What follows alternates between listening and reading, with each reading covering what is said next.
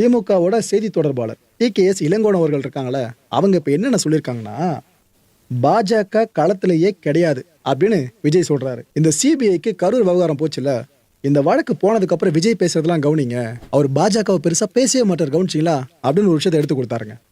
எதையாவது சொல்லி திமுகவை திட்டிக்கிட்டே இருக்காரு விஜய் அவர்கள். அதுக்கு காரணம் என்ன? திமுக கிட்ட தான் ஆட்சி இருக்கு, அப்ப அவங்கள விமர்சனம் பண்ண திட்டினாதானே அவர் ஏதோ மக்கள் பெருசா நம்புவாங்கன்னு நினைச்சுக்கிட்டு இருக்காருன்னு இளங்கோவன் சொல்லியிருக்காரு. பாஜகவை கண்டு விஜய் அச்சப்படுறதா சொல்லியிருக்காருங்க. ஓப்பன் ஸ்டேட்மெண்ட்டாக கொடுத்துருக்காரு. திருப்பரங்குன்றம் இருக்குல்ல, இந்த விஷயத்தை பற்றி விஜய் அவர்கள் இது வரைக்கும் பேசல, கவனிச்சிங்களா அப்படின்னு சொல்லியிருக்காரு.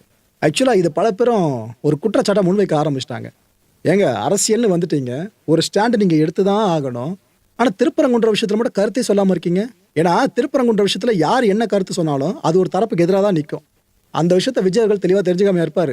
அதனால என்னவோ அந்த விவகாரம் சார்ந்த மட்டும் ஒரு பெருசாக வாய் திறக்கிற மாதிரி தெரிலங்க.